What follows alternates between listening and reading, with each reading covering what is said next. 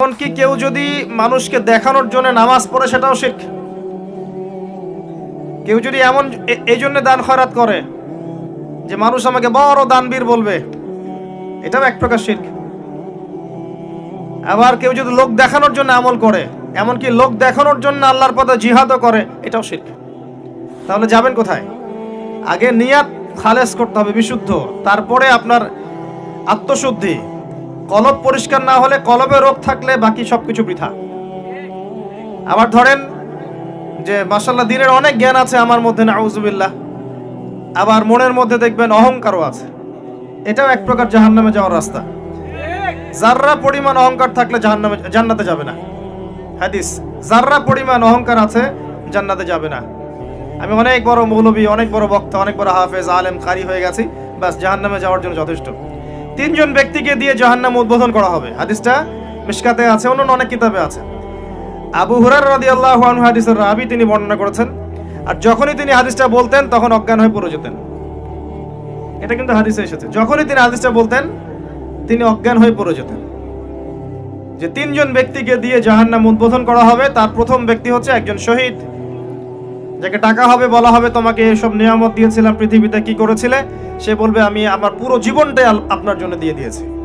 আল্লাহ পাক বলবেন কাযিব, মিথ্যা কথা বলছো, বরং এই কারণে জীবন দিয়েছো, এই জন্য যুদ্ধে গিয়েছিলে যে মানুষ তোমাকে অনেক বড় বীর বলবে। কথা বুঝতে পারছেন? একজন ব্যক্তি রাসূল সাল্লাল্লাহু আলাইহি ওয়াসাল্লামের এই যে তাবু পাহারা দিচ্ছিলেন, যুদ্ধের মাঠে তাবু পাহারা দিচ্ছিলেন, মুশরিকদের সাথে যুদ্ধ হচ্ছে। এমন সময় একটা দূর থেকে তীর চলে আসলো। তখন তো তীর ছিল, ফায়ারিং ছিল না, তীর ছিল। দূর থেকে একটা তীর আসলো, এসে পুরো বুকের মধ্যে, সাথে সাথে ডেড।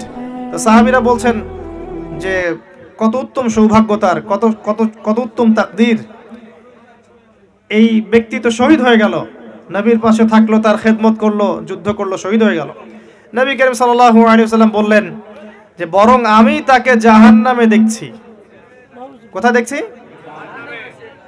অপরাধ কি ছিল জানেন? তাকে জিজ্ঞাসা করা হলো কি অপরাধ ইয়া রাসূলুল্লাহ?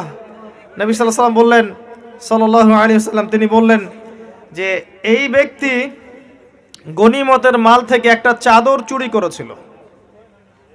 গনিমতের মাল বুঝেন? যুদ্ধ লব্ধ সম্পদ। এই গনিমতের মাল থেকে একটা চাদর কাউকে না বলে নিয়েছে। এই একটা চাদর আত্মসাৎ করার কারণে নবীর সাথে যুদ্ধ করেও সে জাহান্নামে চলে গেল। নাউযুবিল্লাহ। নিয়াত, ইখলাস, এগুলো কি জিনিস, কেমন করে বুঝাবো? এগুলো বোঝানোর মতো ক্ষমতা আমার কাছে নাই। কোরআন এবং হাদিসে যা বলা আছে এগুলোকে উপস্থাপন করার মতো উপস্থাপনা, ভাষা, বাচনিক ভঙ্গি এবং আবেগ আসলে আমার মধ্যে নাই। আমার মনে হয় না যে কোরআন এবং হাদিসে যা আছে হুবাহু এই জিনিসটা রাসূল সাল্লাল্লাহু আলাইহি ওয়াসাল্লাম, সাহাবায়ে কেরাম ছাড়া অন্য কেউ বোঝাতে পারবে। কিয়ামতের মাঠ কি জিনিস এটা বোঝানোর মতো ভাষা আমাদের কাছে নাই। বুঝতে পারি পড়লে, কিন্তু বুঝাতে পারি না। তো এই হচ্ছে বাস্তবতা। কোথায় কি করেছো? আমার পুরো জীবন দিয়ে দিয়েছি। মিথ্যা কথা, তুমি এই জন্য জীবন দিয়েছো যাতে মানুষ তোমাকে বড় বীর বলবে, জাহান্নামে যাও।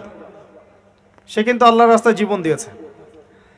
আরেকজন ব্যক্তি দানশীল, অনেক দান করেছে, দাতা হাতেন তাই, দান করতে করতে অবস্থা খারাপ। আল্লাহ পাক বলবেন কি করেছো? সব সম্পত্তি দান করে দিয়েছি।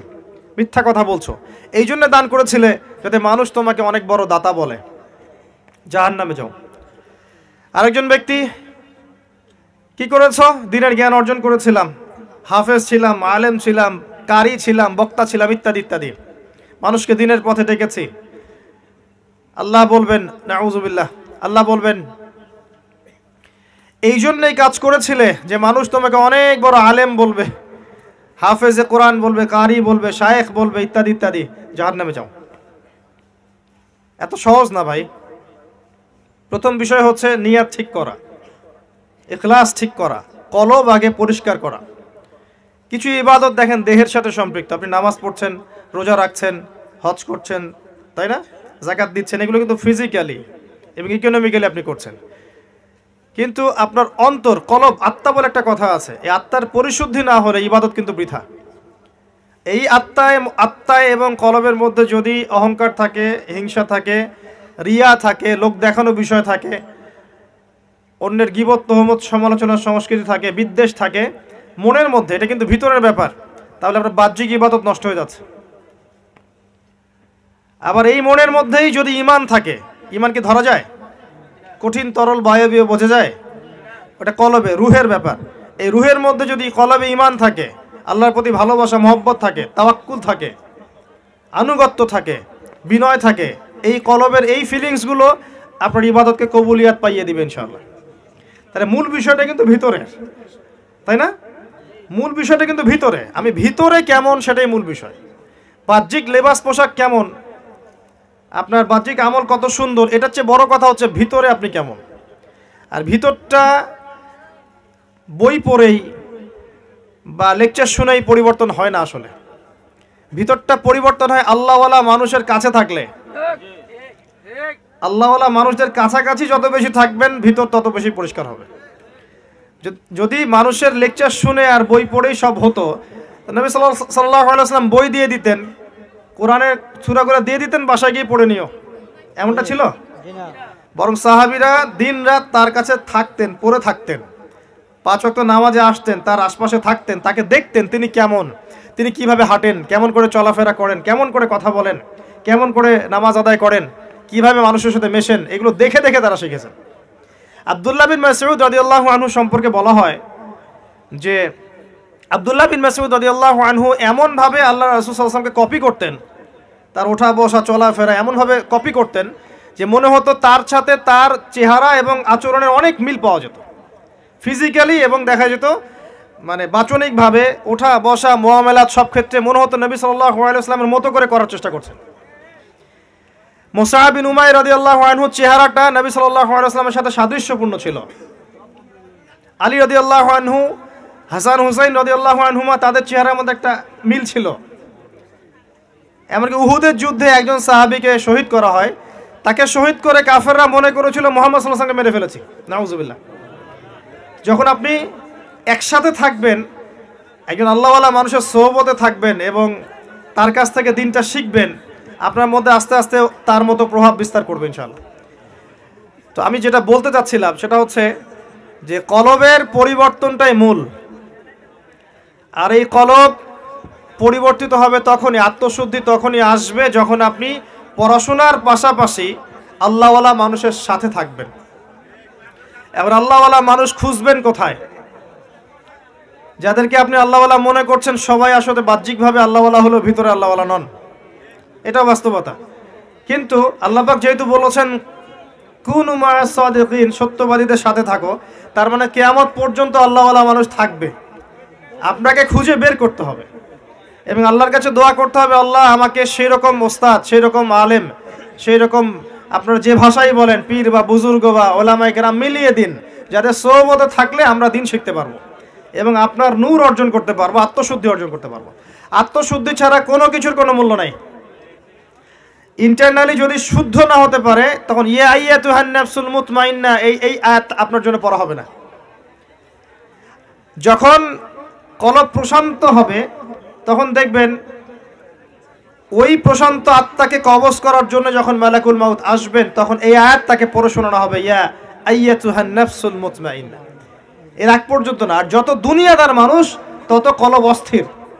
দুনিয়াদার মানুষের কলব কিন্তু অস্থির, টেনশন, দুশ্চিন্তা, দুর্ভাবনা, অস্থিরতা, একটা পাইলে আরেকটা পাওয়ার মোহ, এগুলো দিয়ে ভর্তি। যে দুনিয়ার পিছনে যত বেশি ছুটবে তার কলব তত বেশি কলুষিত হয়ে যাবে। মাদক খাবেন, কলব দূষিত হয়ে যাবে। জেনা করবেন, কলব দূষিত হয়ে যাবে। পর্নোগ্রাফি দেখবেন, কলব মরে যাবে। নামাজ আদায় করবেন না, কলব মরে যাবে। যত বেশি উল্টাপাল্টা গেম খেলবেন, কলব মরে যাবে। বেশি কথা বলবেন মানুষের সাথে, কলব মরে যাবে। বেশি জোরে জোরে হাসবেন, কলব মরে যাবে। বেশি খাবেন, কলব মরে যাবে। বেশি ঘুমাবেন, কলব মরে যাবে। এমনকি হালাল স্ত্রীর সাথে যদি বেশি বেশি সহবাস করেন, তাও কলব মরে যাবে। কিছু হালাল কাজ আছে, এগুলো করলেও কলব মরে যায়। ইবনুল কাইয়্যিম রাহিমাহুল্লাহ বলেছেন, কিছু হালাল কাজ আছে যেগুলো করলেও কলবের মধ্যে প্রভাব পড়ে, কলব দুর্বল হয়ে পড়ে। বেশি কথা বললে কলব মরে যায়, খেয়াল করে দেখবেন। বেশি মানুষের সাথে মিশবেন, আপনি দূষিত হয়ে যাবেন। বেশি বেশি খাবেন, ভোজন রসিক হবেন, কলব দূষিত হবে, মাশাআল্লাহ পেটও একটা বের হয়ে যাবে। সুন্নতের বয়ান করে বেড়াবে, নিজের বডিতেই সুন্নত নাই। কথা বুঝতে পারেন নাই? জাতির কাণ্ডারি সুন্নতের বয়ান করে বেড়ায়, নিজের বডির মধ্যেই সুন্নত নাই। এমন একটা দেহ বানিয়ে রেখেছে মাশাআল্লাহ, এক পাক দৌড়াতে বলেন জিহাদের মাঠে শেষ, উল্টে পড়ে যাবে। খালি এক পাক মাঠে চক্কর লাগাইতে বলেন, দেখবেন শেষ, মাশাআল্লাহ দম শেষ। এদিকে মাশাআল্লাহ জাতির কাণ্ডারি হয়ে বসে আছে, ফিজিক্যালি ফিট না, কারণ ভোজন রসিক, ভুঁড়ি বের হয়ে গেছে। যত বেশি খাবেন কলব মরে যাবে। সিরিয়াসলি বলছি, খান বেশি বেশি, দেখবেন কলব মরে গেছে। রমজান মাসে রোজা রাখেন না? রোজা রাখলে মনটা প্রশান্তি লাভ করে না? কোরআন তেলাওয়াত করছেন, জিকির করছেন, অন্তরে একটা শান্তি চলে আসে। এখন ইফতার করতে গিয়ে আপনি 20টা আইটেম নিয়ে বসেন, কলব মরে যাবে। ইফতার করার সময় 20টা আইটেম নিয়ে বসেন, 20টা আইটেম ভক ভক করে খান, দেখবেন যে আপনার ওই যে রোজার যে রুহানি ফ্লেভার নষ্ট হয়ে গেছে। সেহরিতে আপনি 10টা আইটেম করেন, দেখবেন আপনার কলবের যে নূর নষ্ট হয়ে গেছে। এটা খুব মারাত্মক। নবী সাল্লাল্লাহু আলাইহি ওয়াসাল্লাম বলেছেন, খেতেই যদি হয় পেটটাকে 3 ভাগ করে খাও। আর এই সুন্নাহগুলো হাদিসের পাতায় আছে, বাস্তবতা আসলে এমন নাই। কিছু কিছু বিষয় আছে কোরআন হাদিসের পাতায় আছে, বাস্তবে নাই আর কি। যেমন গনিমতের মাল, বাস্তবে আপনি আর এখন পাচ্ছেন না। যেমন একাধিক বিয়ে, কোরআন হাদিসে আছে, বাস্তবে দেখতে পারবেন না, খুব কম। কেউ করলে পরে দেখবেন সমাজের মানুষ আবার বাঁকা চোখে দেখবে, চরিত্র খারাপ। একটা নিয়ে আপনি আবার 10টার সাথে খষ্টি নষ্টি করলে কোনো সমস্যা নেই, আবার বিয়ে না করেও 10টার সাথে খষ্টি নষ্টি করলে কোনো সমস্যা নেই। মানে বাস্তবতা আর কোরআন হাদিস পুরা ডিফারেন্ট। দেখবেন খাওয়ার সুন্নত কোরআন হাদিসে আছে, বাস্তবে পাবেন না। খুব কম মানুষের মধ্যে আছে, এবং যাদের কাছে আছে তারা কিন্তু এই আপনি পাবলিকলি আপনি তাদেরকে পাবেন না, তারা এইসব অনলাইনে আসে না।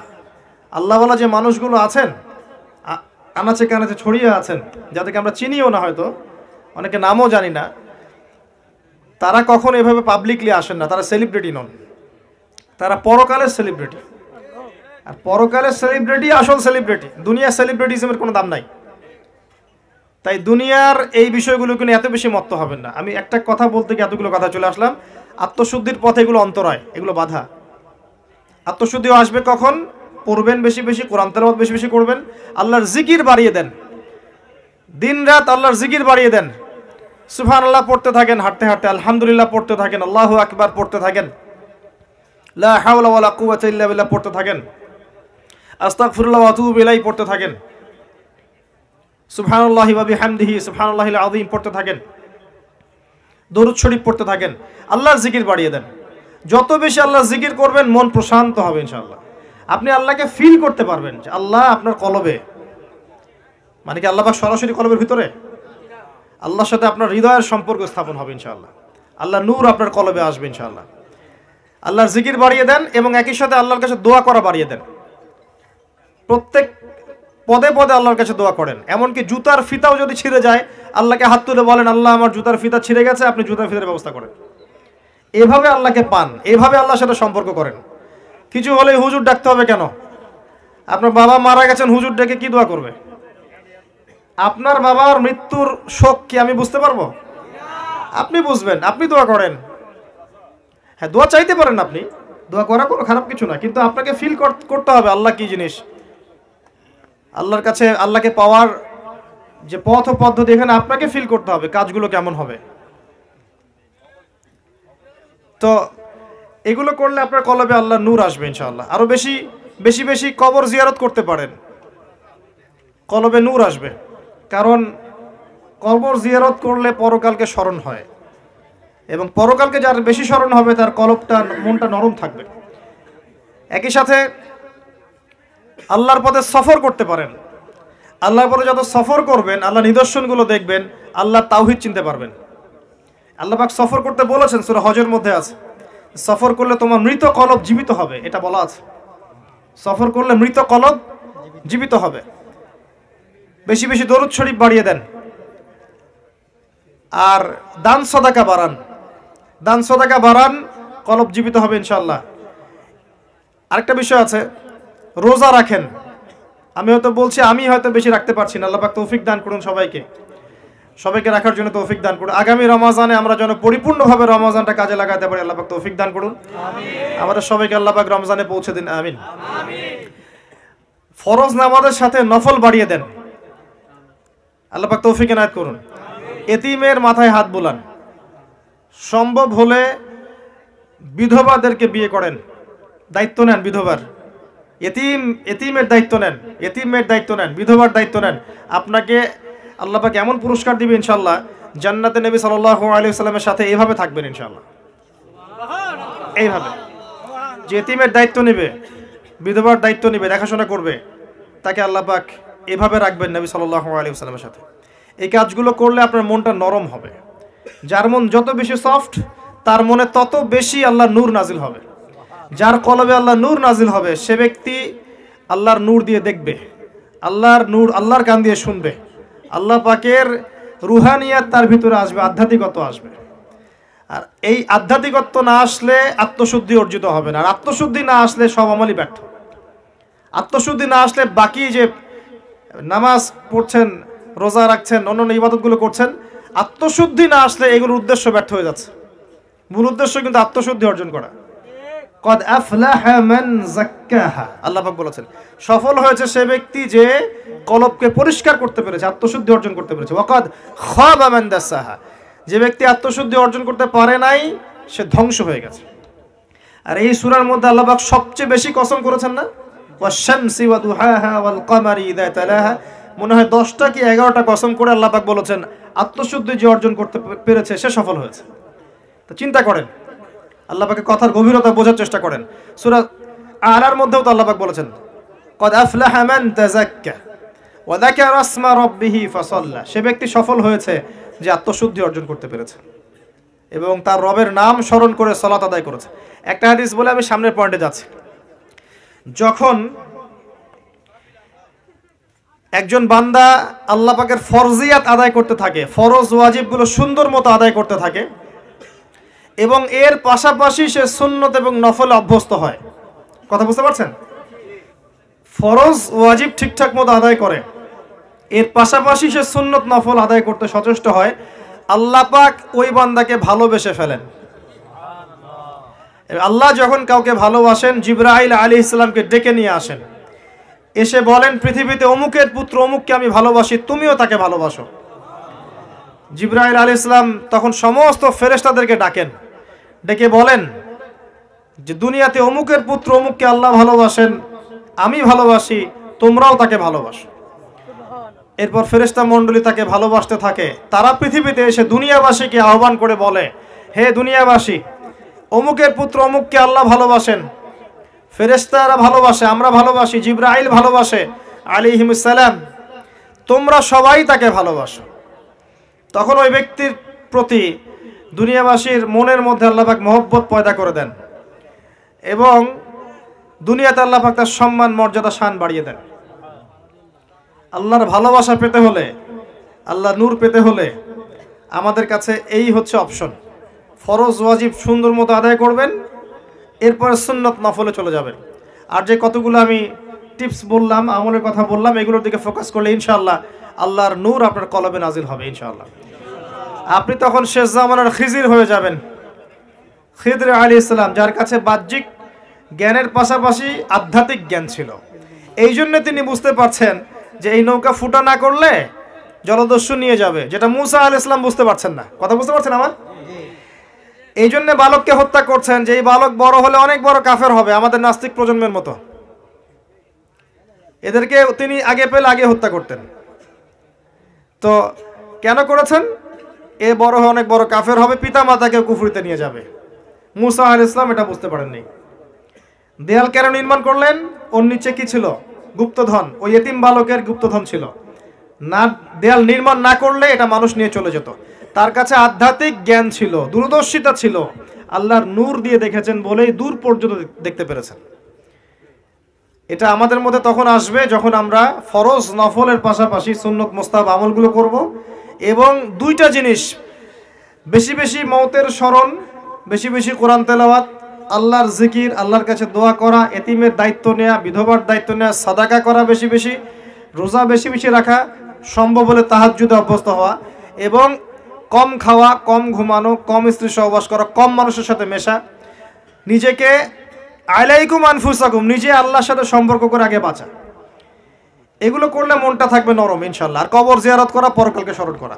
এর পাশাপাশি উল্টা জিনিস কিছু আছে, এগুলো থেকে দূরে থাকতে হবে। হিংসা থাকলে এগুলো দিয়ে কোনো লাভ নাই, মনের মধ্যে অহংকার থাকলে এগুলো দিয়ে কোনো লাভ নাই, মনের মধ্যে রিয়া থাকলে এগুলো বৃথা, মনের মধ্যে যদি অন্যের গীবত তহমত সমালোচনা সংস্কৃতি থাকে লাভ নাই। তারপর দেখবেন যদি ভিতরে ভিতরে আপনি মাদক, পর্নোগ্রাফি, গার্লফ্রেন্ডের সাথে অ্যাফেয়ার্স এগুলোর সাথে লিপ্ত থাকেন, নূর সব চলে যাবে। আমি গ্যারান্টি দিচ্ছি আপনাকে, আপনি 10 দিন ইতেকাফ করেন, রমজান মাসে নিয়াত করেন 10 দিন ইতেকাফ করব, শেষের 10 দিন ইতেকাফ করেন, বাইরে বের হয় না, বিনা প্রয়োজনে মসজিদে বাইরে যায় না, আপনার খাওয়ার বাসা থেকে পাঠিয়ে দিবে, 3 বেলা খাবেন, আল্লাহ আল্লাহ করবেন, নামাজ পড়বেন, কোরআন তেলাওয়াত করবেন, জামাত ধরবেন, তারাবি পড়বেন, একবারে 4 রাত বলেন না আপনারা, ঈদের আগের রাত, ওই রাতে আপনি বের হবেন। এবার বের হয়ে যদি আপনি ঢাকার কোনো শপিং মলে যান, এবার বের হয়ে যদি ঢাকা বা আপনাদের শহরের কোনো শপিং মলে যান, তখন বুঝবেন আল্লাহ নূর কি জিনিস। ওখানে আপনি থাকতে পারবেন না, ওই শপিং মলে আপনি থাকতে পারবেন না, আপনার মন বলবে যে এখান থেকে চল, বাসায় চল। আপনি বের হয়ে দেখবেন ধুমধারাক্কা গান বাজছে, ঈদের আগের রাতে গান বাজায় না। আর এখন এই এই এই মানে পচা সংস্কৃতি যে কত বিরক্ত করছে দিন দিন, যেখানে যাবেন সেখানেই ধুমধারাক্কা গান।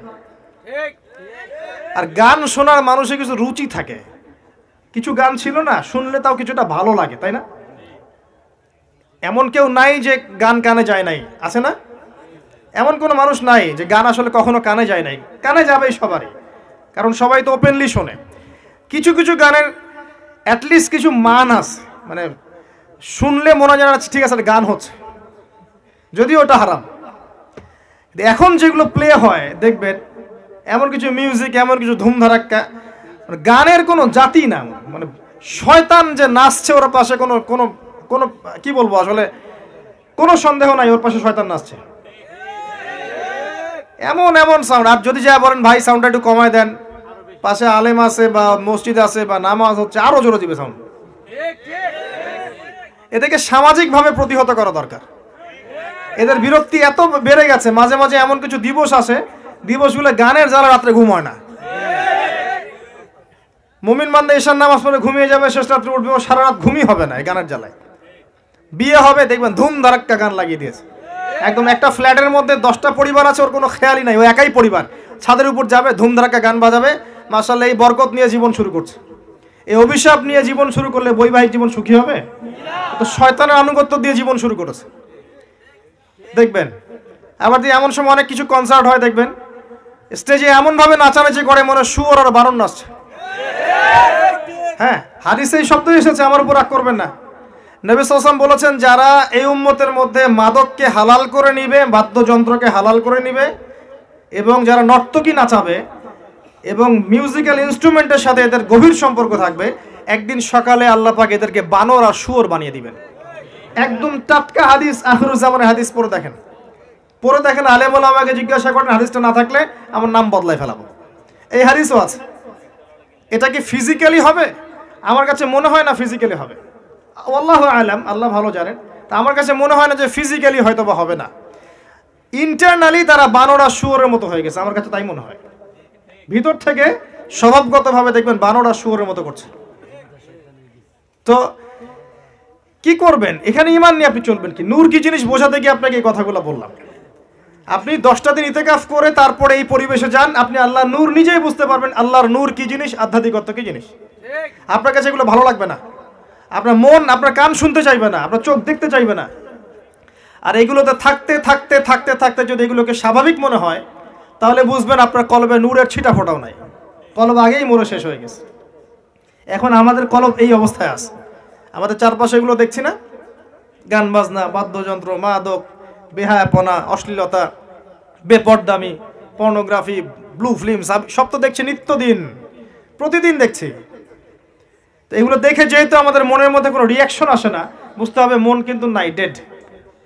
We are living with a dead heart. আমরা একটা মৃত হৃদয় নিয়ে ঘুরছি আর কি, আর কিছু না। এখন এই হৃদয়ে ঝাঁকি দিবে কিভাবে? এই অবস্থায় মৌত আসলে কি হবে? মৌতের কষ্ট খুব বেশি হবে। মৃত কলব অবস্থায় যদি মৌত চলে আসে, তাহলে মৃত্যুর যন্ত্রণাটা খুবই কঠিন হবে। কত কঠিন হবে আমি একটা হাদিস দিয়ে বোঝাচ্ছি। আমি এই হাদিসের নাম্বার এখন বলতে পারছি না, কারণ আমি অনেকদিন আগে হাদিসটা পড়েছি, বাট আমি হাদিসটা পড়েছি। এবং যদি কেউ দলিল চান আমি আপনাকে প্রাইভেটলি দিতে পারবো ইনশাআল্লাহ। কোনো একজন নবী আল্লাহকে বলেছিলেন যে আমি বারজাখের মানুষের সাথে যোগাযোগ করতে চাই। কেমন আছে বারজাখের, বারজাখ পর্যন্ত পরকালে বারজাখের মানুষ কিরকম আযাব, কিরকম শাস্তি ভোগ করছে, আল্লাহ আমি একটু দেখতে চাই।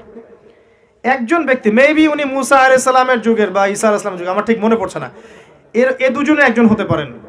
আল্লাহ পাক দেখালেন একজনকে যে এই যে এই ব্যক্তি খুবই রুগ্ন ক্লান্ত, মানে দেখে মনে হচ্ছে তিনি খুবই পেরেশানির মধ্যে আছে। তাকে নবী জিজ্ঞাসা করছেন, একজন নবী জিজ্ঞাসা করছেন তুমি কি অবস্থায় আছো, কেমন আছো? তো সে বলছে যে আমার মৌত হয়েছে আজকে থেকে 1000 বছর আগে, আমার মৌত হয়েছে আজকে থেকে 1000 বছর আগে, এখন পর্যন্ত মৌতের যন্ত্রণা আমার যায় নাই। আমার কথা কি বুঝতে পারলেন ভাই? যার কলব যত মৃত, রূহ কবজ করার সময় তত শাস্তি হবে, তত বেশি কষ্ট হবে। যার কলব যত পবিত্র, রূহটা অত সুন্দর করে আস্তে করে বের হয়ে চলে আসবে ইনশাআল্লাহ। যেমন কলসি থেকে পানি ঢাললে যেমন হয়, এভাবে রূহটা বের হয়ে চলে আসবে। কলব পরিষ্কার না থাকলে এটা হবে না। এগুলো আধ্যাত্মিক মারেফতি কথা নয় কিন্তু বিষয়টা। এই যে আমরা অনেকে আবার এগুলোকে বানিয়ে দিয়েছি পীর মুর্দি, তাই না? এবং নেগলেক্ট করি যে এগুলো পীর মুর্দি, বয়ান করবেন না, এসব পীর মুর্দি বলে বিষয়টা না। বিষয়টা হচ্ছে আত্মশুদ্ধি। আর একজন পীর যদি একজন মানুষকে আত্মশুদ্ধির পথে নিয়ে যেতে পারেন, বিষয়টা কখনো খারাপ করে দেখার কিছু নাই। একজন মানুষ যদি আরেকজন মানুষকে আত্মশুদ্ধির পথে নিয়ে যেতে পারেন, এটাকে খারাপ করে দেখার কিছু নাই। হ্যাঁ, এগুলোর নামে আমরা অনেক কিছু তৈরি করেছি যেগুলোর হয়তো অস্তিত্ব নাই। এটার নামে আমরা অনেক কিছু তৈরি করেছি, নিজেরা বানিয়ে নিয়েছি। এগুলো হয়তো আপনি বলতে পারেন যে হ্যাঁ এগুলো সুন্নাহসম্মত হচ্ছে না ইত্যাদি, কিন্তু আত্মশুদ্ধির এই প্রক্রিয়াটাকে আপনি ডিসকারেজ করতে পারেন না। আর আত্মশুদ্ধি আল্লাহওয়ালা মানুষের কাছে না আসলে হবে না। আত্মশুদ্ধির এই বিষয়গুলো এই কিছু কাজ করা এবং কিছু কাজ বর্জনের সাথে জড়িত আছে। আবারও বলছি, এই বিষয়গুলোতে জড়িত থাকলে আপনি আত্মশুদ্ধি পাবেন না।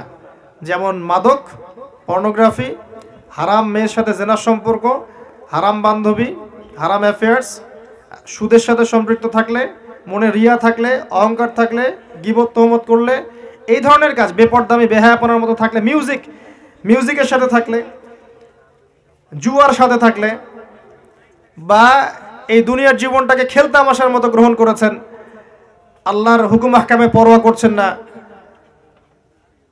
আজকের দিনটা এনজয় করে নিন, কালকের কি পাতা, এমন আকীদা আদর্শে যারা বিশ্বাসী, এদের মনের মধ্যে আত্মশুদ্ধি আসবে না।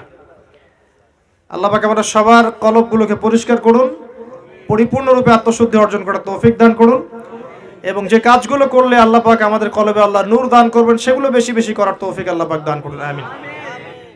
একটা এক্সাম্পল দেই, অন্য জায়গায় যাচ্ছে। দেখেন, ইবলিস কি কম জ্ঞানী ছিল? সে কি কম ইবাদত করেছে আল্লাহর?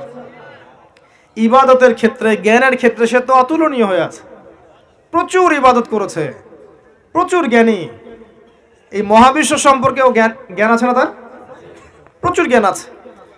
কি কারণে সে চিরস্থায়ী জাহান্নামী হলো? একটা আদেশ লঙ্ঘন করেছে, এই তো একটা আদেশ তো আদম আলাইহিস সালামও লঙ্ঘন করেছে। তাকে বলা হয়েছে গাছের কাছে যেও না, আমাদের পিতা ভুল করে গাছের কাছে চলে গেছে। এটাও তো একটা অন্যায়, তাই নয় কি? এটা তো আল্লাহর আদেশকে লঙ্ঘন করা হলো। এটা আদম আলাইহিস সালাম তওবা করে ফিরে এসেছেন, বলেছেন রব্বানা যালামনা আনফুসানা ওয়া ইল্লাম তাগফির লানা ওয়া তারহামনা লানাকুনান্না মিনাল খাসিরিন। এটা আদম সন্তানের স্বভাব, ভুল করবে, তওবা করে ফিরে আসবে। কিন্তু ইবলিস সে তওবা করে ফিরে আসেনি, বরং আবা ওয়াস্তাকবারা, সে অবাধ্য হয়েছে, অহংকার করেছে। খালাকতানি মিন নার ওয়া খালাকতাহু মিন তিন। এই যে অন্যকে ছোট করা, তুচ্ছ করা, আল্লাহর আদেশকে অস্বীকার করা, অহংকার করা, এই অহংকারের কারণে তার সমস্ত এলেম এবং আমল সব ধ্বংস হয়ে গেছে। তো এখন যদি আমরা অনেক এলেম আমল করি, মনে অহংকার থাকে, আত্মশুদ্ধি অর্জন হবে? আত্মশুদ্ধি সবচেয়ে ইম্পর্টেন্ট জিনিস। আমি একটা বই সাজেস্ট করছি, বইটা আমি পড়ছি, কিন্তু আমার পড়ার পরে আমার আসলে পিপাসা মেটেনি এখনো। এই টপিকের আরও বেশ কিছু বই আমি সংগ্রহ করার চেষ্টা করছি ইনশাআল্লাহ তাআলা। আগামীতে আমি এই টপিকে, শুধু এই টপিকেই আলাদা স্বতন্ত্র একটা লেকচার দিব ইনশাআল্লাহ তাআলা। আল্লামা তাকি উসমানী হাফিজাহুল্লাহ, তার একটা বই আছে আত্মশুদ্ধি ও তাসাউফ। বইটা পড়েন। বইটা পড়লে আপনার কাছে মনে হবে যে বইটা আপনার জন্য লেখা হয়েছে। বইটা পড়ছিলাম আর মনে হচ্ছিল যে বইটা আমার জন্যই লেখা হয়েছে। মনে হয় বইটার প্রতিটা ওয়ার্ড আমাকেই বলা হচ্ছে। মন দিয়ে পড়েন আর পড়াশোনার অভ্যাস করেন। একদিন লেকচার শুনলেন 1 ঘন্টা 1.5 ঘন্টা, এটা আপনার জীবন পরিবর্তনের জন্য যথেষ্ট নাও হতে পারে। হ্যাঁ, যদি আল্লাহওয়ালা তেমন মানুষ হন হয়তো বা হবে। আমাদের মতো মানুষের লেকচারে 1 ঘন্টা 1.5 ঘন্টা লেকচার শুনেও আপনার জীবন পরিবর্তন না হওয়ার সম্ভাবনাই বেশি। কথা তাসির হয় তখনই যখন বক্তার মধ্যে ইখলাস থাকে, দিনের প্রতি মহব্বত থাকে, আল্লাহর দিন আল্লাহর জমিনে প্রতিষ্ঠার মানসিক চেষ্টা থাকে, মনের দরদ থাকে। जो बात दिल से निकलती है दिल पे असर करती है, একটা কথা আছে না, যে কথাগুলো দিল থেকে বের হয় সেগুলো মানুষের দিলের মধ্যে কি হয়, আসার করে। তো এখন এরকম মানুষের সংখ্যাই বা কত, আর আমরা যে জ্ঞান এবং আমল করি তাতে বুঝতেই পারছি যে আমাদের দ্বারা কি হতে পারে। তারপরেও আলহামদুলিল্লাহ কিছু মানুষের উপকার হচ্ছে, এটাই আলহামদুলিল্লাহ। তবে আমরা যথেষ্ট নই। আমরা আল্লাহর কাছে দোয়া করি আল্লাহ পাক এমন মানুষদেরকে এইসব চেহারা নিয়ে আসুন যাদের কথায় পুরো সমাজ পরিবর্তন হবে ইনশাআল্লাহ। এবং আল্লাহ পাক আমাদের সন্তানদেরকে যেন ওইভাবে বড় করার তৌফিক দান করেন, আমিন। প্রথম কথা বলছি, দেখেন আত্মশুদ্ধি, মনের নিয়াত, ইখলাস, এটা সবচেয়ে ইম্পর্টেন্ট জিনিস। এটা ছিল না বলেই ওই 3 ব্যক্তি কোথায় গেছে, জাহান্নামে। শহীদ হয়েছে জাহান্নামে, দান করেছে জাহান্নামে, আলেম হয়েছে জাহান্নামে। এটা সেই হাদিস যেটা বর্ণনা করতে আবু হুরায়রা রাদিয়াল্লাহু আনহু অজ্ঞান হয়ে পড়ে যেতেন। প্রথম যেটা সমস্যা ছিল, এদিকে মনোযোগ দেন, আমরা শেষ করে দেব, গুছিয়ে নিব। প্রথম সমস্যাটা কি বলেছিলাম? শিরক। এই শিরকটা প্রত্যেকটা সেক্টরে আছে না? ব্যক্তি, পরিবার, সমাজ, রাষ্ট্রে আছে না? একই সুন্নাহ। ওই যে আইয়ামে জাহিলিয়াতের শিরক এখনকার বিশ্বে আছে না? আছে। তাহলে এখনকার বিশ্বেও কি কিছু তাওহীদপন্থী মানুষের প্রয়োজন আছে না? আছে। দ্বিতীয় সমস্যা সুদ। ওই সমস্যাটা এখনকার বিশ্বে নাই? এখনকার ব্যক্তি জীবনে দেখেন সুদ খায় না, পরিবার সুদখোর না, সমাজে সুদের কারবার নাই, সুদী এনজিওর সয়লাভ আছে না? আছে না? ছোট্ট ছোট্ট গ্রাম বাদ পড়েছে সুদ থেকে? টপ টু বটম কোনো গ্রাম বাদ পড়েছে? পড়ে নাই। বৈশ্বিক ক্ষেত্রে সুদী ব্যাংকিং সিস্টেম নাই, এবং এগুলোর সাথে আমরা জড়িত নই কি? আর নবী সাল্লাল্লাহু আলাইহি ওয়াসাল্লাম কি বলেন নাই, 4 শ্রেণীর মানুষকে আমি লানত করলাম, যে খায় সুদ, যে সুদ দেয়, যে সাক্ষী থাকে, আর যে লেখে। 4 শ্রেণীকেই তিনি লানত করেছেন। নবীর অভিশাপ নিয়ে কেউ হাউজে কাউসারের পানি পাবে? নবী সাল্লাল্লাহু আলাইহি ওয়াসাল্লামের অভিশাপ নিয়ে কেউ কবরে উত্তর দিতে পারবে? সত্যি তাই মনে হয় আপনাদের? আর নবী যাদেরকে অভিশাপ করবেন তাদের জন্য কি নবী সুপারিশ করে জান্নাতে নিয়ে যাবেন? এত সহজ না, এত সহজ না। নবীর লানত কি জিনিস এটা আমরা পরকালে বুঝতে পারবো। আমল করেছে, আমল শোনেন, আমল করেছে, অনেক নেক আমল করেছে, কিন্তু আমলগুলোর মধ্যে বেদাত ছিল। কি ছিল? মানে সুন্নতকে পরিবর্তন করে নতুন আমল দিয়ে প্রতিস্থাপন করেছে, কিন্তু আমল করেছে। এই বেদাতিরা যখন হাউজে কাউসারের পানি খেতে যাবে, একটা পর্দা পড়ে যাবে, আর নবী সাল্লাল্লাহু আলাইহি ওয়াসাল্লামকে বলা হবে, নবীজি বলবেন যে ইন্নাহুম মিন্নি, তারা তো আমার উম্মত, কেন পর্দা পড়ে গেল? তাকে বলা হবে ইন্নাকা লা তাদরি মা আহদাসা বা'দাক, হে নবী আপনি জানেন না আপনার মৃত্যুর পরে আপনার দিনকে কেমন করে বিকৃত করেছিল। তখন নবীজি বলবেন সুহকান সুহকান লিমান গায়্যারা বা'দি, দূর হও দূর হও যারা আমার পরে দিনকে পরিবর্তন করেছো, বেদাত করেছো। এটা বেদাতির শাস্তি, তাকে দূর করে দেয়া হলো। যে আমল করেছে, সারা জীবন আমল করেছে, হালাল খেয়ে আমল করেছে, কিন্তু বেদাত করেছে, তাকে তাড়িয়ে দেয়া হলো। আর যে সুদ খাচ্ছে তাকে কি করা হবে? ভাবেন, একজন মানুষ যদি, আমার কথা শোনেন, একজন মানুষ যদি তার মায়ের সাথে জেনা করে, আপনি কি করবেন তাকে? মনে করেন কালকে উঠে দেখলেন আপনার এই গ্রামের 10 জন মানুষ পাওয়া গেছে, আজকে রাত্রে নাউজুবিল্লাহ তারা মায়ের সাথে, কথাটা বলতে আমার খারাপ লাগছে, তারা মায়ের সাথে খারাপ কাজ করেছে আজকের রাতে। কালকে সকালে এই 10 জনের যদি দোষ প্রকাশ হয়, আপনি কি করবেন? কি করবেন? ফুলের মালা দিবেন? বড় বড় সুন্দর সুন্দর চেয়ার দিবেন, না বড় বড় অফিস করে দিবেন? কোটটাই পরিয়ে বসিয়ে দিবেন? সুদের মধ্য দিয়ে আমরা তাই করছি। নবী সাল্লাল্লাহু আলাইহি ওয়াসাল্লাম বলেছেন ৭৩টা পাপের শাখা আছে, তার সবচেয়ে নিম্ন শাখা কি?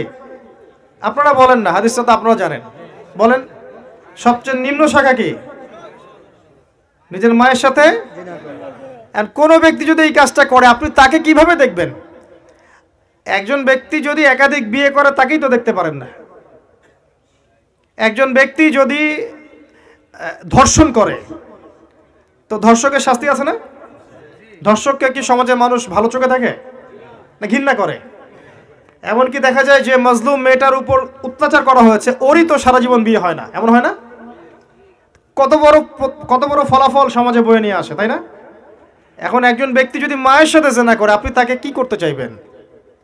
নবীজি বলেছেন সাল্লাল্লাহু আলাইহি ওয়াসাল্লাম, আপনার নবী, আপনারই নবী যাকে কবরে দেখানো হবে আপনাকে, তিনি বলেছেন যে এর ৭৩টা পাপ আছে রিবার, তার সবচেয়ে নিচের পাপ হচ্ছে নিজের মাকে বিয়ে করা। নবীর সাথে ডিল করেন, এখন আমার সাথে প্লিজ রাগ হবেন না। কিয়ামতের মাঠের জন্য অপেক্ষা করেন, আল্লাহ নবীর সাথে আপনার সাক্ষাৎ হবে, সেদিন তাকে জিজ্ঞাসা করবেন কেন আপনি হাদিস বলে গিয়েছিলেন?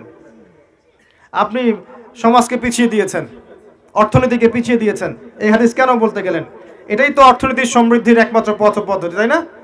রিবা, এই হচ্ছে রিবা। আর সবচেয়ে উঁচু শাখাটা কি তাহলে? এটা আপনি পাবেন সূরা বাকারায়। কোন সূরায়? আয়াত নাম্বার 279 থেকে শুরু করে পড়া শুরু করবেন, দেখবেন ওখানে আল্লাহ পাক বলেছেন, ইয়া আইয়ুহাল্লাযীনা আমানু, হে মুমিনগণ, ইত্তাকুল্লাহ, আল্লাহকে ভয় করো, ওয়া যারু মা বাকিয়া মিনার রিবা, সুদ ছেড়ে দাও, সুদ ছেড়ে দাও। আল্লাহ বলেন ইল্লাম তাফআলু, তোমরা যদি এটা না করো, ফাযানু বিহারবিন মিনাল্লাহি ওয়া রাসূলিহি, তাহলে আল্লাহ এবং তার রাসূলের সাথে যুদ্ধের ঘোষণা শুনে রাখো। এটা সবচেয়ে উঁচু লেভেল। আল্লাহ এবং তার রাসূলের সাথে কারো যুদ্ধ হচ্ছে মনে করেন, কথার কথা, আপনি কার পক্ষ নেবেন? এটা আমরা বলছি ঠিকই, আল্লাহ এবং তার রাসূলের সাথে যুদ্ধ হচ্ছে, কিছু মানুষ তার সাথে যুদ্ধ করছে। মনে করেন রাসূল সাল্লাল্লাহু আলাইহি ওয়াসাল্লাম জীবিত আছেন, একদিকে দাঁড়িয়ে আছেন, কথার কথা, এবং তার অপোজিশনে ধরেন 1 লক্ষ মানুষ দাঁড়িয়ে আছে যাদের হাতে অত্যাধুনিক মারণাস্ত্র আছে, নবী সাল্লাল্লাহু আলাইহি ওয়াসাল্লামের হাতে কিচ্ছু নাই, তিনি একা মনে করেন, আপনি তার উম্মত। এখন আপনি এই যুদ্ধে কার পক্ষে দাঁড়াবেন? কথা বুঝতে পারছেন? আমরা এখন কার পক্ষে দাঁড়িয়ে আছি জানেন? ওই মানুষদের পক্ষে যারা অস্ত্রশস্ত্র নিয়ে নবীর এগেনস্টে দাঁড়িয়ে আছে। আমাদের উচিত ছিল নবীর পক্ষে, আল্লাহর পক্ষে দাঁড়ানো। আমরা এই রিবার মধ্য দিয়ে তার বিপক্ষে দাঁড়িয়ে আছি।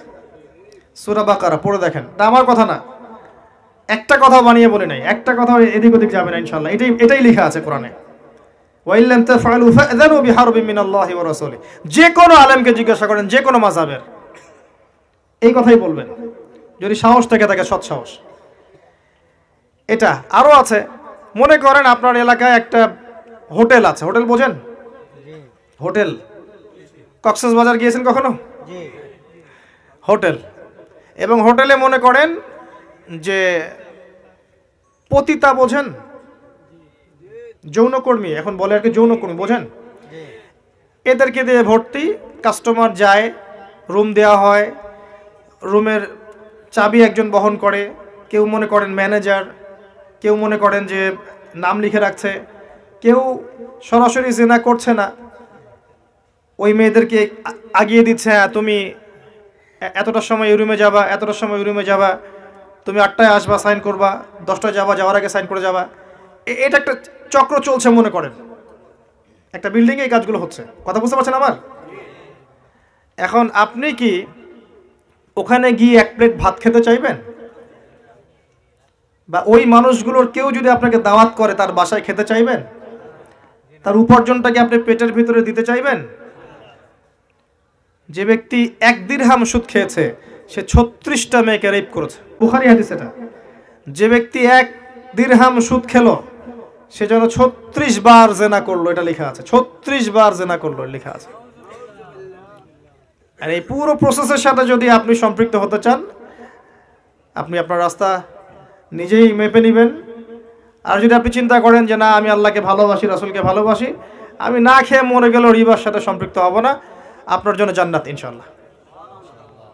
এমন অনেক মানুষ আছে, গতকালকে আমাকে আমার পরিবারের একজন বলছে যে আমার একজন ছাত্রী আছেন, এই ছাত্রী আমার না, মানে আমার ওয়াইফের, যে আমার একজন ছাত্রী আছে, আমার কোর্স করে, সে আমাকে একটা মেসেজ দিয়েছে। কি মেসেজ? যে তার হাজব্যান্ড ব্যাংক জব করত এবং সে মাশাল্লাহ 80 থেকে 1 লাখ টাকা বেতন পেত। তো তোমার লেকচার শুনে সে চাকরি ছেড়ে দিয়েছে, এবং চাকরি ছেড়ে দিয়ে তারা দুইজন মিলে, স্বামী স্ত্রী মিলে একটা চায়ের স্টল দিয়েছে, টি স্টল, বোঝেন? এবং আমাদের মতো রাস্তাঘাটে টি স্টল না, ভালো মানে টি স্টল, একটা কফি শপ টাইপের টি স্টল দিয়েছে। তো এখন দেয়ার এই 3-4 মাস পর সে মেসেজ করেছে আমার ওয়াইফের কাছে যে আগে অনেক টাকা আসতো কিন্তু পরিবারে বরকত ছিল না, এখন চা বিক্রি করে খাচ্ছি আমরা কিন্তু পরিবারে বরকত আছে। তো কিছু মানুষের মন কিন্তু পরিবর্তন হচ্ছে, রিবার সাথে সম্পৃক্ত হয় না। এটা সেই জাহেলিয়াত যেটা আইএমএ জাহেলিয়াতে ছিল, এটাকে এখন বিশ্বব্যাপী ছড়িয়ে দেওয়া হয়েছে। আগে তো মক্কার মধ্যে আছে, মনে করেন একটা মক্কার জায়গা আছে বা মদিনায় আছে বা বিভিন্ন জায়গায় আছে, আলাদা আলাদাভাবে। এখন একটা বিশ্বের কেন্দ্র থেকে পুরো রিবাকে নিয়ন্ত্রণ করা হচ্ছে। এর উপরে রিবার মানে হচ্ছে গরিবের রক্ত চুষে খাওয়া হবে, ধনী আরও ধনী হতে থাকবে, গরিব আরও গরিব হতে থাকবে, কারণ এখানে লসের কোনো রিস্ক নাই, সব লাভ। আর ব্যবসায় লাভ লসের রিস্ক আছে, আজকে কেউ ধনী কালকে গরিব হবে। এখানে আল্লাহ পাক রিজিক কারো কাছ থেকে নেবেন, কারো কাছে দিবেন। ব্যবসায় আল্লাহ বাজার নিয়ন্ত্রণ করবেন, আর রিবায় আল্লাহ নিয়ন্ত্রণ করবেন না, কারণ আপনি লাভের রিস্ক নিয়েছেন, লসের কোনো রিস্ক নেন নাই। এই কারণে আল্লাহ পাক ছেড়ে দিবেন আপনাকে আপনার হাতেই, কারণ আপনি আল্লাহ এবং তার রাসূলের বিরুদ্ধে যুদ্ধ করছেন। এটাই চলছে সারা ওয়ার্ল্ড ওয়াইড। ওয়ার্ল্ডের একটা অংশ ধনী হচ্ছে, একটা অংশ দিন দিন গরিব হচ্ছে। আর আমরা মাশাআল্লাহ জিলাপি খোরমা খাচ্ছি, হালুয়া রুটি খাচ্ছি, এর বাসায় গিয়ে ঘুমাচ্ছি। আর এর বাইরে যারা ইসলামিকভাবে চেষ্টা করছে, এদেরকেও আবার আমরা খারাপ ভালো মন্দ বলতে ছাড়ছি না। মাশাআল্লাহ, তারা তো চেষ্টা করছে, কিছু মানুষ উৎসাহিত করা উচিত। নিজে কিছু করতে পারবো না, কেউ করতে গেলে তারও ঢোল পিটাই শেষ করে ফেলবে। নিজে কিছু করতে পারবো না, মানুষ যদি ভালো কিছু করতে চায় তার পিছনে লেগে যাব, এই হলো আমাদের চরিত্র। এই কারণেই আমাদের আজকে অবস্থা ভাই। আল্লাহ পাক বলেছেন, ইয়া আইয়ুহাল্লাযীনা আমানু আলাইকুম আনফুসাকুম, হে মুমিনগণ নিজে আগে ঠিক হও। আমরা নিজে ঠিক না হলে কোনোদিনও মানুষ ঠিক হবে না। আমাদের মৌলিক সমস্যা যেটা ধরতে পেরেছি এই বয়সে এসে আলহামদুলিল্লাহ, যে আমরা মানুষকে পরিবর্তন করানোর চেষ্টা করি কিন্তু নিজে পরিবর্তন হওয়ার চেষ্টা করি না। কিন্তু আমি যদি পরিবর্তন না হই, আসলে আমার দ্বারা আপনিও পরিবর্তন হবেন না, বরং সবসময় অন্যের দোষ নিয়ে আমরা পড়ে থাকবো, এতে করে আরো বিশৃঙ্খলা বাড়বে। সবাই নিজ নিজ ফিকির করেন ভাই, সবাই নিজ নিজ আত্মার ফিকির করেন, নিজ নিজ কবরের ফিকির করেন, সমাজ ঠিক হয়ে যাবে ইনশাল্লাহ। লাঠি পেটা করতে হবে না, কিচ্ছু দরকার হবে না, নিজের ফিকির নিজে করেন, ঠিক হয়ে যাবে ইনশাল্লাহ। আল্লাহ পাক তৌফিক দান করুন বোঝার কথা বলুন। রিবার সাথে সম্পৃক্ত হবেন না, এটা এরকম পাপ। 3 নাম্বার ছিল কি সমস্যা? মাদক। এটা নিয়ে তো আর বলার অপেক্ষা রাখে না। মাদক যুব সমাজের মেজর প্রবলেম এখন মাদক। খেয়াল করে দেখবেন, যুব সমাজের মৌলিক সমস্যা, তারা হয় সিগারেট খাচ্ছে, গাঁজা, ফেন্সিডিল, ইয়াবা, বিভিন্ন ক্যাটাগরির মাদক, একটার পর একটা, একটার পর একটা, এবং এটার মধ্য দিয়ে তারা হতাশা দূর করতে চায়। কখনো সঙ্গদোষে খায়, কখনো গার্লফ্রেন্ডের কাছে ছ্যাঁকা খেয়ে খায়, কখনো দেখবেন যে স্মার্টনেস, ফ্যাশন এটা মনে করেও খায়, আর কেউ পবিত্রের তাড়নায় খায়। প্রথম শুরুটা হয় কিন্তু মেয়ে দিয়ে। প্রথমে আগে মেয়ের সাথে একটা সম্পর্ক হয় হারাম, হারাম সম্পর্ক হওয়ার পরে প্রেমের সম্পর্ক হয়, এরপরে দেখবেন দেখা সাক্ষাৎ হচ্ছে, কফি খাচ্ছে, পরে জেনা করছে, এক পর্যায়ে ব্রেকআপ। এই যে ব্রেকআপ, তারপরে হয় আত্মহত্যা করবে, না হলে মাদকের দিকে যাবে শান্তি খোঁজার জন্য। এরপরে দেখবেন না হয় চলে গেছে গান শুনতে, ওখানে মিউজিকের কাছে শান্তি খোঁজে। বা পরে দেখবেন পাইকারি জেনাকার হয়ে গেছে, অথবা রেপিস্ট হবে, অথবা দেখবেন আরও বড় কিছু হবে, স্মাগলিং করবে, ছিনতাই করবে, ইয়াবা খাবে, জীবনটা শেষ। এই পুরো যৌবনকালটা শেষ করার পিছনে একটা চরিত্র কাজ করলো, সেটা হচ্ছে নারী। এখানে ওই নারীর দোষ যতটুকু, আপনার দোষও ততটুকুই। সে যেমন আপনার কাছে এসেছে, আপনিও গিয়েছেন। আর যারা এই যাওয়া আসার পথ উন্মুক্ত করছে, এরা সবচেয়ে বড় দোষী, এবং এদের বিচার আল্লাহ করবে। যারা এটা উন্মুক্ত করে দিচ্ছে পথ, যে হ্যাঁ ছেলে মেয়ে ফ্রি মিক্সিং করে একে অপরের সাথে চলতে পারে, এটা কোনো পাপ নয়, অন্যায় নয়, এরা সবচেয়ে বড় দায়ী এই সমাজকে নষ্ট করার জন্য।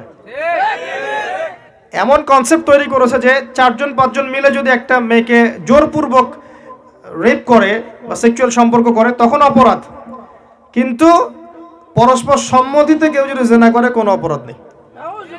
ভাবখানাটা এমন না, উস্কে দেওয়া হয়, এগুলোই কাছে আসার গল্প। নাউজুবিল্লাহ। এভাবে পুরো যুব সমাজ শেষ হয়ে যাচ্ছে, এবং এই যুবকরা পরবর্তীতে বৈবাহিক জীবনেও সুখী হবে না ইল্লা মাশাআল্লাহ, আল্লাহ যদি হেদায়েত না দেন। এবং ওই যে মেয়েগুলো, এরাও আর যে পরিবারে যাবে ওই পরিবারকে সুখ সমৃদ্ধি দিতে পারবে না, ধ্বংস করে ছেড়ে দিবে। দেখবেন ওদেরকে যে ঘরে নিবে সেও অবস্থা খারাপ। তো চারদিকে সমস্যা, এবং এদেরকে দেখে দেখে পরের যে প্রজন্মটা আসবে এরাও দেখবেন যে ওই একই ধাঁচে। এগুলো মৌলিক সমস্যা, গোড়ায় যান সমস্যা এগুলা। মাদকের সাথে সম্পৃক্ত হয়ে শান্তি খুঁজবেন না। আর এই মাদককে আইন দিয়ে পিটিয়ে অভিযান চালিয়ে এভাবে করে যতটা না কমানো যাবে, আল্লাহর ভয় অন্তরে ঢুকালে তার চেয়ে বেশি কমানো যাবে। অনলি তাদেরকে কোরআনের কাছে নিয়ে আসলে, হাদিসের কাছে আনলে, নামাজের কাছে আনলে, আল্লাহওয়ালা মানুষদের সোহবতে আনলে পরে দেখবেন মাদক ছেড়ে দিয়েছে ইনশাআল্লাহ। একদিনের মধ্যেই মদিনার বাসী মাদক ছেড়ে দেয় নাই। প্রথমে কয়েক ধাপে আয়াত নাজিল হয়েছে, কারণ এটা ছাড়তে একটু সময় লাগে মানুষের। মাদক ছাড়াটা ডিফিকাল্ট, যে এডিক্টেড হয়ে গেছে ডিফিকাল্ট। প্রথমে আল্লাহ পাক বলেছেন নামাজের কাছেও আসবে না, মাদক খেয়ে নামাজে আসবে না। তো নামাজ 5 ওয়াক্ত পড়তে গেলে তো সারাদিন মাদক খাওয়া যাচ্ছে না। আল্লাহ পাক একটা ধাক্কা দিলেন, এরপরে বললেন শয়তানের কাজ। এর মধ্যে কিছু উপকার আছে কিন্তু ক্ষতির পরিমাণ অনেক বেশি। এভাবে দ্বিতীয় ধাপ, তৃতীয় ধাপে গিয়ে আল্লাহ পাক বললেন এটা শয়তানের কাজ, ছেড়ে দাও। ফাস্তানিবুহু লাআল্লাকুম তুফলিহুন, লাআল্লাকুম তুফলিহুন, তোমরা এটা ছেড়ে দাও, এগুলো শয়তানের কাজ। বলার সাথে সাথেই মদিনায় সব মদের কলস ভেঙে ফেলে দেওয়া হলো। তো এই মাদকের সাথে সম্পৃক্ত হয়ে আপনি শান্তি পাবেন না। আল কোরআনের কাছে আসলে আপনি শান্তি পাবেন ইনশাআল্লাহ। কোরআন আপনাকে প্রশান্তি দিবে। আর যুবক ভাইদের মধ্যে একটা হতাশা কাজ করে, এবং হতাশার কারণেই তারা এই পথে পা বাড়ায়। জীবনে কিছু করতে পারছি না, বা গার্লফ্রেন্ড চলে গেছে, বা রিজিকের টেনশন, বা রেজাল্ট ভালো না, দুনিয়ার টেনশন, দুনিয়ার চিন্তা অহেতুক। মানে এবং অনেক সময় দেখা যায় পারিবারিক চাপ, ব্যর্থতার গ্লানি, বেকারত্ব ইত্যাদি চাপে পড়ে এক পর্যায়ে হতাশ হয়ে এই যে সিগারেটটা শুরু করলো, সিগারেট থেকে আস্তে আস্তে যাবা। এই হচ্ছে শয়তানের ওই যে খুতুওয়াতিশ শয়তান, শয়তানের পদাঙ্ক। আপনি ব্যর্থ হবেন না কখনোই। যদি আপনি কোরআনওয়ালা হন আপনি ব্যর্থই হবেন না। আপনি যদি নবীর সুন্নাতের উপর থাকেন 24 ঘন্টা, আপনি ব্যর্থ হবেন না। ব্যর্থতা বলে কোনো শব্দ আপনার ডিকশনারিতেই থাকবে না। আপনি যদি 5 ওয়াক্ত নামাজি হন, আপনি দিন ইসলাম, আল্লাহর জমিনে আল্লাহর দিনটাকে প্রচার প্রসারের কাজে ব্যস্ত থাকেন, হতাশা আপনাকে স্পর্শ করবে কিভাবে? তখন আপনি আল্লাহর বান্দা, আল্লাহ আপনাকে ভালোবাসবেন এবং আল্লাহ আপনার ভালো মন্দ দেখার দায়িত্ব নিয়ে নেবেন। আপনার টেনশনের কোনো কারণ নাই। এবং এই পথে আপনি চলতে চলতে চলতে চলতে একসময় যদি মৌত হয়ে যায়, ইনশাল্লাহ আপনি কালকে আমাদের মাঠে আরশের ছায়ায় ছায়া পাবেন। এই হাদিসটা আছে না, 7 শ্রেণীর মানুষকে আল্লাহ পাক আরশের ছায়া ছায়া দিবেন। তার মধ্যে এক শ্রেণী হচ্ছে ওই যুবক যে তার পুরো যৌবনকাল আল্লাহর ইবাদতে কাটিয়েছে। ব্যাস। আর দুনিয়ার সাফল্যটাই চূড়ান্ত সাফল্য নয়, দুনিয়ার ব্যর্থতাও চূড়ান্ত ব্যর্থতা নয়। পরকালের সাফল্যই চূড়ান্ত সাফল্য। পরকালে যে ব্যর্থ সে চূড়ান্ত ব্যর্থ। আল্লাহ পাক আমাদেরকে বোঝার তৌফিক দান করুন, আমিন। 4 নম্বর সমস্যা কি ছিল? মেয়ের অবমাননা। এটা সম্পর্কে আর আমার বলার কিছু না, আমি অনেক বলেছি এই পর্যন্ত। নারীর অবমাননা এই যুগে যা দেখা যাচ্ছে এটা কোনো যুগে দেখা যায়নি। পরিবারে অবমাননার শিকার হচ্ছে তারা। কন্যা সন্তান হিসেবে জন্ম দিলে আমরা বাঁকা চোখে দেখছি। কারো বাচ্চা হলে ফোন করে জিজ্ঞাসা করে যে কি সুখের সংবাদ না দুঃসংবাদ। মানে সুখের সংবাদ মানে ছেলে হলে সুসংবাদ। আমাদের এক ভাই, তার ব্যাক টু ব্যাক কয়েকটা মেয়ে সন্তান হয়েছে, কন্যা সন্তান, আলহামদুলিল্লাহ। এটা সৌভাগ্যের নিদর্শন। নবীগণ ছিলেন কন্যা সন্তানের পিতা, এবং কন্যা সন্তান যারা প্রতিপালন করবে জান্নাতের ওয়াদা আছে, জান্নাতের ঢাল হয়ে যাবে, জাহান্নামে ঢাল হয়ে যাবে, জান্নাতে যাবে ইনশাআল্লাহ। তো তার আত্মীয় তাকে ফোন দিয়ে বলছে, সে খুব বিমর্ষ, আচ্ছা এবারও মেয়ে হয়েছে, আচ্ছা পরের বার ট্রাই করিস। তো ওই ভাই বলছে, ভাই আমার কোনো টেনশন নাই, আমার কোনো কষ্ট নাই, আমার আত্মীয় স্বজনের কষ্ট। মেয়ে হলো কেন? তো দৃষ্টিভঙ্গি দেখেন মেয়েদেরকে এভাবে ট্রিট করছে। অনেক সময় দেখবেন ধর্মের নামেও আমরা মেয়েদেরকে পিছিয়ে ফেলেছি। অনেক সময় ধর্মের নামে পিছিয়েছি। আমরা ওদেরকে সম্পত্তির অধিকার দিচ্ছি না, আমরা দিচ্ছি না, মুসলিমরা দিচ্ছি না, মুসলিমরাই দিচ্ছি না, অন্যদের কথা বাদ দেন। কতজন মুসলিম পিতা এবং ভাই বা স্বামী বা যারা আছে আমরা ছেলে মানুষ পরিবারের মধ্যে মেয়েদের সম্পত্তির অধিকার দিয়েছি কতজন? এটা কি জুলুম নয়? জুলুম। এর বাইরে যারা মেয়েদেরকে পণ্যরূপে ব্যবহার করতে চায় ওদের অবস্থা দেখতেই পারছেন। যে কোনো ইস্যুতেই মেয়ে। একটা স্যান্ডো গেঞ্জি কিনবেন দেখবেন মেয়ের ছবি, একটা আন্ডারওয়্যার কিনতে যাবেন দেখবেন মেয়ের ছবি, একটা BMW কিনতে যাবেন সেখানেও দেখবেন মেয়ে মডেল হয়ে দাঁড়িয়ে আছে। যেখানে যাবেন সেখানে। মানে কি? মানে আমরা কি তার ডিগনিটি বা সম্মান বাড়াচ্ছি না কমাচ্ছি? একটা কাপড়ের দোকানে যাবেন, এখানে যদি কোনো কাপড়ের ব্যবসায়ী থেকে থাকেন আর আমার এই কথা যদি কোনো কাপড়ের ব্যবসায়ীর কানে যায়, আল্লাহর রাস্তায় দোকানের মধ্যে মেয়েদের যে পুতুলগুলো আছে এগুলোকে ভেঙে গুড়িয়ে দিবেন। আপনার মায়ের পুতুল থাকলে আপনি রাখতেন দোকানে? আপনার বোনের পুতুল থাকলে রাখতেন? আপনার স্ত্রীর একটা সুন্দর পুতুল বানিয়ে ওরকম করে একটা কাপড় পরিয়ে দোকানে রেখে দেন, রাখবেন? তো এই যে মেয়েদের পুতুলগুলো রেখেছেন, মেয়েদের সম্মান বাড়ছে না কমছে? মেয়েদের ইন্টারনাল পোশাকগুলো ওখানে পরিয়ে রেখে দিয়েছেন। এটা কি ট্রায়াল দেয়া হচ্ছে নাকি? এতে করে কি মেয়েদের সম্মান বাড়ছে? কাপড়ের দোকানদার যারা আছেন আল্লাহর রাস্তায় এই মূর্তিগুলো সরিয়ে ফেলবেন। কোন মুসলমানের দোকানে যেন এগুলো না থাকে। ওগুলো দেখে পোশাক কিনতে হবে। এই শত শত বছর চলে গেছে ব্যবসার ইতিহাস। এভাবে ব্যবসা করেছে মানুষ, এভাবে মানুষ ক্রয় বিক্রয় করেছে। প্রতিটা ক্ষেত্রে মেয়েদেরকে এভাবে পণ্যের মতো ইউজ করা হচ্ছে। আইসক্রিম কিনতে যাবেন মেয়ে নাচছে, দেখলেন না? যেখানে যাচ্ছেন। এবং পোশাক দেখবেন ছেলেদের পোশাক পরে ঘুরছে, ছেলেদের পোশাক মেয়েরা পরছে, মেয়েদের পোশাক ছেলেরা পরছে। দিন দিন ছেলেদের সাইকোলজি মেয়েদের মতো হয়ে যাচ্ছে আর মেয়েদের সাইকোলজি ছেলেদের মতো হচ্ছে। এখনকার পুরুষ যারা আমরা আছি না, যুব সমাজ, আমাদের মধ্যে পুরুষত্বের গায়রতি নাই। ওই আগেকার পুরুষদের মতো সেই শৌর্যবীর্য, ব্যক্তিত্ব, সেই গাম্ভীর্য, সেই চলন বলনে পুরুষ পুরুষ ভাব নাই। গলার কণ্ঠস্বর মেয়ের মতো, ফিজিক্যাল অ্যাটিটিউড মেয়ের মতো, বডি ল্যাঙ্গুয়েজ মেয়ের মতো, মেন্টাল সাইকোলজিক্যাল যে ফেসগুলো আছে এগুলো মেয়েদের মতো। দেখবেন অনলাইনে সারাদিন মেয়ের মতো ঝগড়া করছে। এগুলো কিন্তু মেয়েরই স্বভাব। মেয়েদের মতো কেমন কেমন করে কথা বলে, কেমন কেমন করে চলে। পুরুষের একটা ব্যক্তিত্ব নিয়ে যাবে, একটা পুরুষ মানুষ, আমার একটা গায়রত আছে, আমার একটা শৌর্যবীর্য আছে, আমার একটা ব্যক্তিত্ব আছে, একটা গাম্ভীর্য আছে, এগুলো নাই। দেখবেন খেয়াল করে যুবকদের মধ্যে। পক্ষান্তরে মেয়েদের মধ্যে গিয়ে দেখবেন মাশাআল্লাহ পুরুষের পুরো সফটওয়্যার দিয়ে দেওয়া হয়েছে। গলার ভয়েস ছেলের মতো, অ্যাটিটিউড ছেলের মতো, পোশাক ছেলের মতো, হাঁটা ছেলের মতো, রুল করবে ছেলের মতো, সব পুরুষের মতো। এটাই সেই হাদিসের বাস্তবতা যে আখিরুজ জামানে ছেলেরা মেয়েদের পোশাক পরবে আর মেয়েরা ছেলেদের পোশাক পরবে। এটা হচ্ছে। আল্লাহ পাক আমাদের মা বোনদেরকে খাস পর্দায় থাকা তৌফিক দান করুন। আর অন্যান্য ক্ষেত্রে গিয়ে দেখবেন একটা উপন্যাস লিখছে, একটা মেয়েকে নগ্নভাবে উপস্থাপন করে রেখে দিল এবং সেই উপন্যাস মার্কেট পেয়ে গেল। একটা কবিতা লিখছে, দেখবেন মেয়ের ব্যাপারে খারাপ মন্তব্য করে কবিতা লিখেছে। গানের লিরিক্সগুলো দেখবেন সবগুলো হচ্ছে জেনা কেন্দ্রিক। লিরিক্সগুলো দেখবেন হারাম প্রেম নিয়েই গান। যতগুলো গান ম্যাক্সিমাম দেখবেন হারাম প্রেম নিয়ে গান। যেই জেনার ধারের কাছে যেতে আল্লাহ নিষেধ করেছেন যে লা তাকরাবু জিনা, ওটাকে নিয়েই গান। এই যে আমি তোমাকে পেলাম না, তুমি আমাকে পেলে না, তোমার জন্য এই করতে পারি, তোমার জন্য সেই। এই মেয়েটা কে আসলে? এ কি তার স্ত্রী? না, এ হচ্ছে তার প্রেমিকা যাকে সে পায় নাই। গানের ভাষ্যগুলো দেখবেন, প্রেম করেছে পায়নি, একে নিয়ে গান। এই প্রেমিকা কি জায়েজ ছিল? হারাম। এটা তো স্ত্রী নয়। দুরকম সং বা মিউজিক হয়ে থাকে, ভক্তিমূলক আর প্রেমমূলক। ভক্তিমূলকগুলো সাধারণত ঐশ্বরিক হয়, ঈশ্বর কেন্দ্রিক, মানে যেখানে ঈশ্বরের অস্তিত্বের জানান দেয়া হয়, ভক্তি প্রদর্শন করা হয়। আর বাকি দেখবেন প্রেমমূলক, প্রেমগুলোর মধ্যে সব হারাম জেনা কেন্দ্রিক। কতটা গান আছে দেশপ্রেম নিয়ে, কতটা গান আছে মায়ের প্রেম নিয়ে, কতটা গান আছে স্ত্রীর প্রেম নিয়ে। ম্যাক্সিমামই তো আপনার দেখবেন হারাম প্রেম নিয়ে। তো এখানে দেখবেন মেয়েদেরকে তুচ্ছ করা হচ্ছে, তাদের অবমাননা করা হচ্ছে। আবার দেখবেন বিউটি কন্টেস্ট, মেয়েদেরকে শর্ট শর্ট পোশাক পরিয়ে সবাই বসে থাকবে, জাজেরা বসে থাকবে খাতা কলম নিয়ে, না জানে কি জাজ করছে আল্লাহু আ'লাম। কি একটা জাজ করছে মাশাআল্লাহ, মানে সে মনে হয় চোখ দিয়ে তার ভিতর পর্যন্ত দেখে ফেলছে।